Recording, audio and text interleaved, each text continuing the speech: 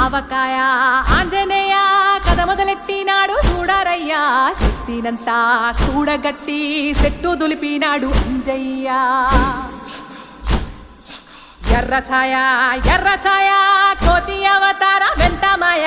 కత్తి సేత పట్టకుండా కాయ కోసినాడు కపిలయ్య